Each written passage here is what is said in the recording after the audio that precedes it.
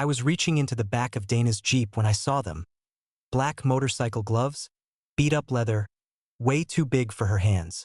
Definitely not mine. My fingers froze on the grocery bag handle. She was already at the front door, smiling like she always did after a good day at the bookstore. That smile hit me wrong. Too wide, too rehearsed. "Need help?" she called. I pulled the bag out slow. "Nah. Got it." I made sure not to touch the gloves. Just kept my eyes on them long enough to burn the image in my head. The second I stepped inside, the smell hit: meatloaf, mashed potatoes, her buttery green beans. It was her apology dinner lineup. Every damn time she knew she'd screwed something up, this was her play. "Hope you're hungry," she said, all sweet and casual. I nodded, dropped the bags on the counter. "Smells good. Quick note. Before listening, share which city or country you're watching from." She hummed as she moved around the kitchen. Her hands didn't shake, but something in her shoulders was too stiff. "So," I said, keeping it light, "whose gloves in your back seat?" She blinked once. "Oh, those." A little laugh. "They're Corey's. New guy at the shop. His bike broke down. I gave him a ride last week." "Corey?" "Yeah." She looked right at me, smiled again. "He's harmless. 20-something. Talks a lot." I leaned on the counter. "You giving rides now?" She shrugged. It was raining. What was I supposed to do? Her tone was easy, but her eyes darted just a hair to the side. One blink too long. One breath too measured. I nodded. "Cool." She went back to stirring gravy, but her rhythm was off. That night, in bed, she climbed in close behind me, arms sliding over my side like it was some casual, natural thing. Her fingers traced slow circles on my chest. I didn't move. "You okay?" she whispered. "Just tired," I said. She kissed my shoulder, soft and deliberate. Everything about it felt like a tactic, like she was covering tracks, not showing love. I stayed still, eyes open. She fell asleep faster than usual. I didn't. I stared at the ceiling for hours, picturing those gloves again. I didn't have proof yet, but something was already broken, and I wasn't about to pretend I didn't feel the crack forming. The sun came through the blinds like it always did, slashing the bedroom in gold lines. Dana was already up. I heard the clatter of pans and the low hum of some indie playlist from the kitchen. Smelled like eggs and coffee, our usual weekday routine. I dragged myself out of bed and walked in barefoot, same as always. She looked up and smiled like nothing was off, like last night hadn't happened. "Hey, sleepyhead. Want toast?" I nodded, sat down at the kitchen table. She was already halfway through cracking eggs into a bowl, moving like a cooking show host. Hair pulled back, sleeves rolled. Too much energy for 7:30. She set a plate in front of me. Eggs, toast, 3 slices of bacon. Just the way I liked it. "Big plans today?" she asked, sipping her coffee. "Just work," I said. "You?" She launched into her schedule shipment coming in at the bookstore, new displays, a staff meeting. She threw in a weird little laugh after everything, like she was trying too hard to sound breezy. I barely touched the food, pushed eggs around with my fork. She kept talking. Something about wanting to check out a farmer's market on Saturday, maybe hit the lake after. Could be fun, right? Just us. You and me. We haven't done that in a while. I nodded. "Sure." She reached across the table and touched my hand. Just for a second. "It's a date, then?" I forced a smile. "Yeah." Inside, all I could think about were those gloves. They hadn't moved. They hadn't disappeared. She hadn't tossed them or brought them up again. Just left them sitting there like a dare. She switched the subject to fall decorations. Said we needed a new wreath for the front door.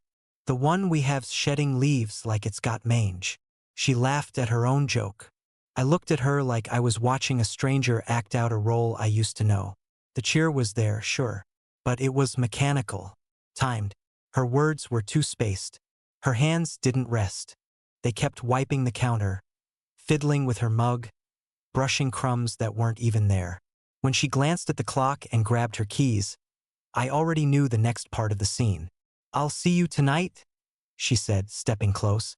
Yeah. She leaned in for a kiss, slow, soft, deliberate. I let her. Her lips brushed mine like a script being followed. When she pulled back, she smiled again. Love you. I didn't say it back. Just gave a small nod and stood there until she walked out the door. The silence after she left was loud as hell. I poured out the coffee she made, dumped the eggs in the trash. Then I stood in the middle of the kitchen for a long time, staring at the front door like it might open again. Didn't, and that was worse.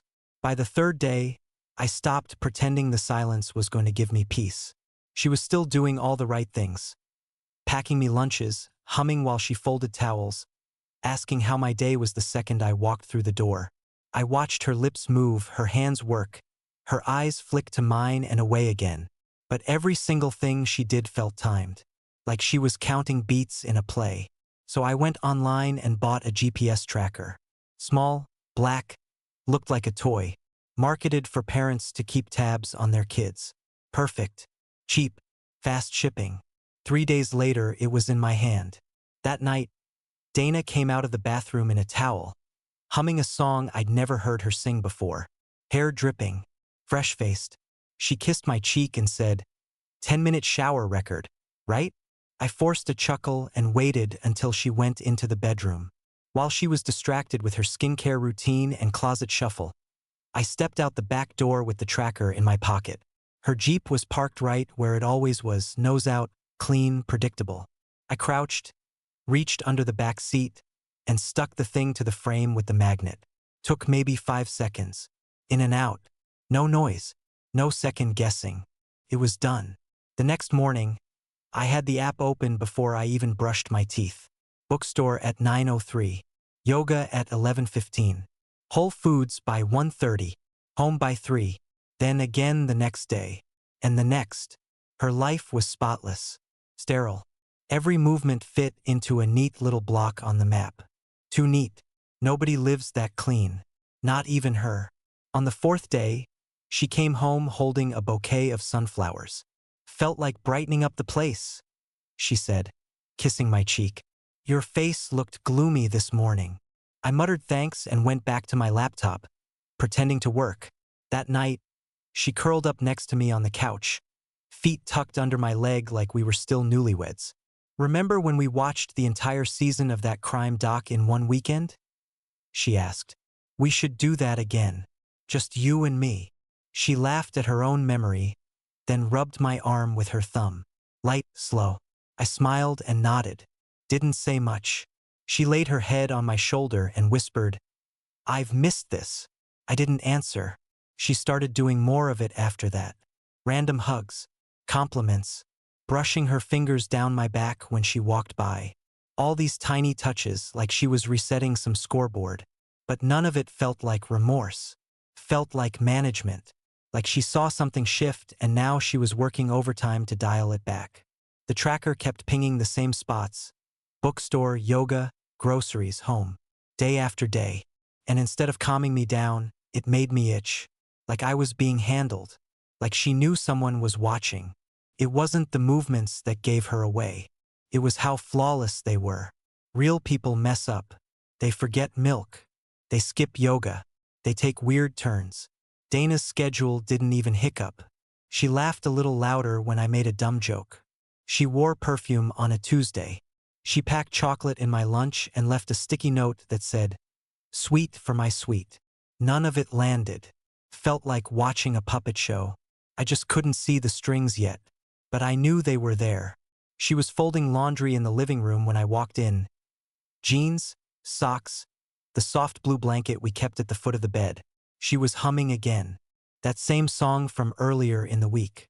Is that a new favorite? I asked, standing just inside the doorway. She didn't even look up.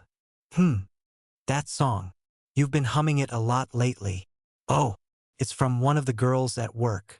They play it all the time. Kind of stuck in my head.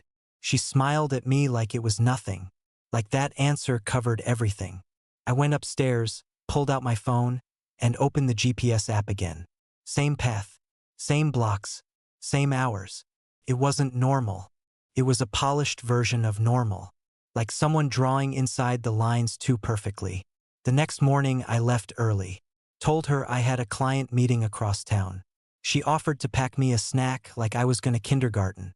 I said no thanks. Instead of going to work, I drove out to an old diner near the college where we used to hang out. We'd eaten there after late movies, drunk off cheap beer and sugar. Now it smelled like burned toast and bleach. I sat at the counter, stared out the window, and realized I didn't trust my own gut anymore. I needed someone else to see what I saw. By noon, I was parked downtown in front of a door with frosted glass and faded gold lettering. S. Franklin Investigations. The waiting room was silent except for the hum of the vending machine. I filled out a form, kept it short. A woman behind the desk told me Frank would see me in 5. He opened the door like he'd done it a million times. Mid-50s, solid build, ex-military or ex-cop, didn't matter. He had the eyes for it, the kind that didn't blink much. "Come on in," he said. His office was plain. Just a desk, 2 chairs, a small filing cabinet, and a clock that ticked loud enough to notice. I sat down and handed him the photo of Dana's Jeep. License plate, make, model, her schedule, the address of the bookstore, her yoga studio. "She hasn't done anything out of pattern," I said. "That's what's wrong." Frank raised an eyebrow.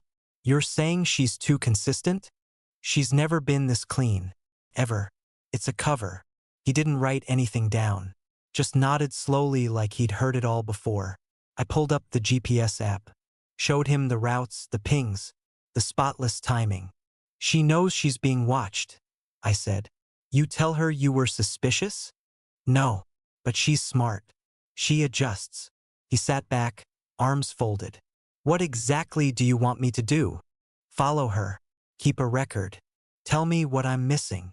Frank leaned forward. "You sure you want to know?" "I'm past wondering," I said. "I need to see it." He gave a tight nod. "Okay." We went over the plan. I gave him the days she worked, the places she liked, what kind of car she'd spot from a mile away. He didn't say much, just took it in. I steady. No judgments. Before I left, he said, "I'll be in touch. Don't expect anything fast. Sometimes quiet takes time to crack." I walked out and got in my truck, hands shaking a little as I gripped the wheel. Still hadn't cried. Still hadn't yelled. But something was unraveling. And this time, I wasn't the one pulling the thread. That night, she offered me one of her homemade granola bars. Said she'd tweaked the recipe. Less sugar, more flax. Like that was a selling point. I bit into it. Chewed. Swallowed. "Tastes good." She beamed. "Finally nailed the texture, huh?" I nodded and took another bite I didn't want. Her hair was braided down her back. No makeup. Barefoot.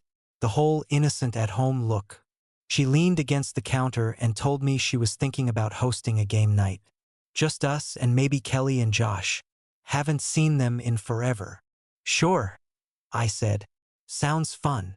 She smiled and reached for my arm. Squeezed my shoulder like I'd said something sweet. Every move was light, timed, measured. She didn't rush, didn't press, just kept feeding the scene. That weekend, she set out a jigsaw puzzle on the coffee table. "Thought it'd be relaxing," she said. I helped, placed corner pieces where they belonged, nodded at her small talk, laughed when she pointed out we both always go for the edge pieces first. We were 2 actors hitting their marks. By Tuesday, she was packing little baggies of trail mix for my glove box, in case you get stuck in traffic or something. By Thursday, she'd left sticky notes on the bathroom mirror with dumb messages like, "You're still my favorite person." I matched her tone, smiled when she walked in, asked about her day, rubbed her feet while we watched TV. I played along. But behind the curtain, I was waiting on a message from Frank. Every time my phone buzzed, I paused, looked down, felt the jolt in my gut. Then nothing. The tracker still showed the same clean routes. She kept humming that song, the one she never liked before. She moved like she knew she was being watched, but not by who. She didn't act nervous. She acted perfect. Too perfect. I used to know the real Dana. She'd forget to buy toilet paper, leave the dryer running overnight, Eat cookie dough straight from the tub. That Dana wasn't in the house anymore. This one made fruit smoothies with spinach and used coasters. She was always composed, always smiling, always checking in. You okay? How's your stress level? Want to do a date night next week? I said yes to all of it. Inside, I was cold, steady. I knew the moment was coming. I just didn't know what it would look like yet. Frank was watching now. I didn't need to guess anymore. I just needed to hold position. Let her think she had control. Let her believe the performance was working. She kissed me goodnight with this soft, patient kind of affection, like we were healing something together. I kissed her back with the same patience. But there was nothing left to fix. Not for me. I was parked outside the hardware store, engine off, sipping cold gas station coffee when the text came through. Frank. No message. Just a photo. I opened it fast, thumb trembling. Dana. Standing outside a boutique gym on Fremont. Not her usual spot. Hair pulled back tight, leggings, cropped hoodie, water bottle in one hand. The other guy had his arm around her waist. Not in a friend way, not a coworker way. His hand was flat, fingers splayed, real familiar. Dana was smiling. Not the polite smile she gave the lady at the checkout counter. Not the forced grin she'd been wearing around me lately. No, she was glowing. Chin tilted just a little toward him. Eyes locked. Laugh lines deep. I hadn't seen that face in years. My stomach dropped. Not from the touch, hell, I expected that part. But that smile was mine. Used to be. Now it was his. I sat there for maybe an hour. Didn't move. Just stared at that frozen moment on my phone screen. Everything else blurred out. Traffic passed. My coffee went lukewarm, then cold. Didn't care. Frank sent a second message. They left separately. No physical contact inside. More if it repeats. I didn't reply. I just locked my phone and placed it face down on the passenger seat. Hands gripping the wheel like I was about to start the engine. But I didn't start the engine. I just sat there, silent. Numb wasn't the word. It was something else. Like someone flipped a switch and every sound got muffled. Like being underwater. I ran through every detail. Every sticky note. Every game night suggestion. Every kiss on the cheek. Every, I love you. Fake. Strategic. And she still smiled like that for him. When I finally drove home, it was nearly dark. She was in the kitchen, barefoot again, dancing to a pop song while stirring pasta sauce. Hey babe, she said, flashing that easy, worn-out grin. You're home early. Yeah. I set my keys on the counter. Not much going on today. She kissed me on the cheek like she hadn't just handed her heart to someone else in broad daylight. I kissed her back. Let her stir the pot. We ate dinner like normal. She asked about my day, I asked about hers. She told me about a funny customer who bought 5 copies of the same cookbook. I nodded, laughed where I was supposed to. I let her sit across from me, spinning her stories. The whole time, that photo burned behind my eyes. I could have slammed it on the table, asked her who he was, but I didn't, because I wasn't ready to end the act just yet. I needed time. She thought she was in control, still guiding the rhythm. But now I held the real script. That night, when she curled up against me in bed and whispered, "Love you," I kissed her forehead and whispered it back. Her body relaxed like she'd won something. She fell asleep fast. I laid there, eyes open, same as before. Except this time, I wasn't wondering. I knew. The next morning, I called the number Frank had given me weeks ago. "Haley Morris," she answered on the first ring. "I need a fault-based divorce. No small talk. You take clients?" She said yes. Gave me a time that same afternoon. Downtown office, 4th floor. I didn't bother telling Dana. I said I had a work thing. She nodded. Kissed me goodbye with her usual fake warmth. The elevator in Haley's building smelled like lemon cleaner and old carpet. Her office was clean, sharp, like her. Blazer, ponytail, no smile. She stood when I walked in, motioned to the chair across from her. "You have proof?" she asked, pen already in hand. I took out my phone, opened the photo, turned it toward her. She studied it for 2 seconds, then flipped open a file folder. Name: Dana Bensley. She wrote it down. Prenup? No. Kids? No. Assets? Joint savings. One mortgage. 2 cars, both paid off. She makes around 38 grand a year. I make 72. She nodded once. What do you want? The house. You can have it. Fault-based gives you leverage. We'll cite infidelity. You want to hit her with the photo or hold it back? Hit her with it. But not yet. Haley flipped to a page in her folder. I'll draft the paperwork. You'll need to serve her in person. Quietly transfer half the savings before then. Keep it clean. I already set up a new account. Good. Do it today. She slid a stapled packet across the table. Read this. You'll know what's next. I stood up. Thanks. She didn't say good luck or sorry. Just nodded once. Exactly what I needed. By 2:30, I was back in my truck. Logged into our bank app. My thumb hovered over the transfer button for maybe 5 seconds. Then I pressed it. Half the savings. Gone from the joint account. Quiet. Legal. Untouchable. I turned the phone face down and drove home like nothing happened. Dana's car was in the driveway. Garage door halfway up. Inside, I heard the laugh track before I saw her. She was curled up on the couch in sweatpants, watching some old sitcom with a bowl of popcorn in her lap. She glanced up. Hey, babe. Hey. She smiled like it was just another Tuesday. Long day. Yeah. I kicked off my boots and walked straight past her. Up the stairs. Down the hall. Didn't ask what episode she was on. Didn't ask what was for dinner. Didn't touch her. In the bedroom, I shut the door and sat at the edge of the bed. The silence felt different now. Not heavy. Not confusing. Just quiet. Final. I didn't want to fight. I didn't want to scream. I wanted distance. Strategy. Truth was, she could hug me all she wanted. She could make all the smoothies and sticky notes in the world. It didn't matter anymore. I already knew how this was going to end. And this time I'd be the one calling the shot. Next morning, I kissed her cheek on my way out the door. She blinked like she hadn't expected it. Wow. Morning kisses now. I smiled. Why not?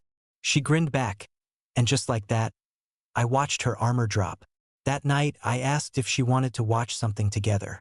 She lit up like a kid. You pick, she said, pulling the blanket over us on the couch. I didn't pick. I let her choose. Some dumb murder mystery show she loved. I laughed at her commentary, nodded at her theories, and leaned in like I was listening. She curled into me and sighed.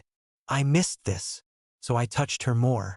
Brushed my hand across her lower back when I walked by. Let my knee rest against hers during dinner. I laughed louder when she joked. Said, "You're cute," when she danced while stirring sauce. She started humming in the kitchen again. Not the same fake tune. Something real this time. Old Motown. Sunday morning, she came downstairs wearing makeup. Not much, just mascara, a little blush. Hair curled soft around her face. She caught me looking. Too much. I smiled. You look good. She kissed me hard. On the mouth, like she was pulling pieces of us back together. That night, we had wine out on the deck. Cheap red in mismatched glasses. She tucked herself under my arm, her head on my shoulder, blanket over our legs. The backyard was quiet. Crickets, breeze, nothing else. I feel like we're finding our way back, she whispered. I kissed her forehead and nodded. Yeah, I feel it too. She exhaled like she'd been holding her breath for months. Truth was, she had no clue I already had everything prepped. After she went to bed, I stayed up in the office. Folder on my desktop. Locked. Password protected. Full of screenshots, dates, bank statements, GPS logs, copies of Frank's reports, and that photo. I opened the folder, checked the files, made sure it was all ready. Then I closed it and opened a blank Word doc. Started writing my statement. Every detail, every moment. Calm, factual, clinical. No rage, no begging, no emotion. This wasn't about making her feel bad. It was about clarity, control. I backed up the folder onto a flash drive and hid it in the false bottom of my tool drawer in the garage. just in case. Next morning, she made pancakes shaped like hearts. "You're spoiling me," I said, kissing her shoulder. She giggled. "I like this version of us." "Me too," I said, and bit into a pancake I didn't taste. She believed every second of it. That we were rebuilding. That I had forgiven. That the nightmare was over. But I wasn't healing. I was staging. Every touch, every kiss, every smile. I was setting the scene, dressing the house, lighting the final act. And she had no idea the curtains were already starting to close. By Friday, she had something planned. I could smell the rosemary before I even stepped inside. Candlelight, real napkins, her mom's wedding china. She stood at the stove in a cream sweater, soft jazz playing low behind her. "Surprise dinner," she said. "Fresh start." I smiled. "Smells amazing." She looked so proud. "You'll love it. Chicken's been marinating since noon. And I made that salad you liked with the oranges and goat cheese." I kissed her on the cheek. "Thanks for doing this." She pulled the chicken from the oven and plated everything like it was a restaurant. Set it all down with this quiet confidence. "This just felt right," she said, sitting across from me. "Like we needed a night that wasn't just TV and takeout." I nodded. "You're right." She poured us both a glass of wine. Not the cheap kind. She'd pulled something special from the cabinet. Then she lifted her glass and smiled. "To us," she said. "To starting over." I clinked mine against hers, held it for a beat, then set it down. I reached behind me, opened the drawer next to my chair, and pulled out a manila envelope. Her smile froze. "What's that?" she asked. I slid it across the table. "Open it." She looked at it like it might burn her fingers, then slowly peeled it open. First page, the photo. Her and the guy outside the boutique gym, his hand on her waist, her smile wide and alive. Second page, the divorce papers. Haley's letterhead at the top. She didn't speak at first, just stared. Then, quietly, "You went through my phone?" "No," I said. "Didn't need to." She glanced up at me. "You've been watching me. I've been watching us disappear for months. I just wanted to know why." Her lip trembled. "It wasn't what it looks like." "Stop. I swear to God." I was confused. "But, stop." Her mouth hung open, eyes wide. "I don't want a monologue, Dana," I said. "This isn't a cliffhanger episode. This is real. This is done." She slammed her wine glass down. "So you faked your way through the last few weeks? All that effort? That was bullshit." "Yep." She laughed, angry and broken. "You pretended to forgive me?" "I didn't pretend to forgive you. I pretended to believe you." She blinked fast. "You said you felt it too." I shook my head. "No, you said that." I just nodded. Tears started to roll down her cheeks. She didn't wipe them, just let them fall. "You're cold," she said. "You planned this." I picked up my wine glass and took a sip. "Damn right I planned it." She stared at the photo like it was a stranger. That moment wasn't even what it. I don't care what it was. I set the glass down hard enough to rattle the plate. "You gave him the smile I've been begging for. That's all I needed to see." She covered her face with both hands, shoulders shaking. I stayed quiet, let her sit in it. Her tears didn't move me. Her lies already did that. After a minute, she stood up, slow and unsteady, and walked out of the room without a word. I didn't follow. I looked down at the chicken. It was perfect, but I wasn't hungry anymore. 3 months later, I was in a 2-bedroom apartment with plain white walls and floors that creaked when I rolled my desk chair. The place smelled like new paint and takeout. The fridge buzzed when the AC kicked on. Every noise felt sharp in the quiet. That night, my friends came over, Ryan, Tasha, Joel. Brought beer, pizza, and way too much volume for the space. They joked about their jobs, argued over movie rankings, spilled garlic knots on the rug. It was loud, messy, real. I laughed with them, not forced, not fake. Just brief moments that cracked open something in me. But underneath it, I felt still, like the inside of me hadn't caught up yet. When they left, I cleaned up fast, stacked plates, wiped counters, shoved the trash bag near the door. Then I poured a glass of water and stood by the window. Outside, the parking lot buzzed under cheap yellow streetlights. A guy walked his dog. Somewhere in the distance, a car door slammed. I sipped slow, leaned my head against the cold glass. I didn't miss Dana. I missed the version of her I built in my head. The one who laughed without watching for my reaction. The one who kissed me like it meant something. That version never really existed. And I think deep down I always knew. I just wanted it to be true so bad. I played along until it burned through. Now, there was nothing left to fix. Nothing to chase. I wasn't dating. Wasn't swiping. Wasn't filling the silence. I was just learning to breathe again. Slow. Quiet. Honest. Some endings don't come with a slam. Just a click. And peace. Do you think he waited too long to expose her? Or was the slow setup the smartest move? Drop your take in the comments, and don't forget to like and subscribe for more stories like this.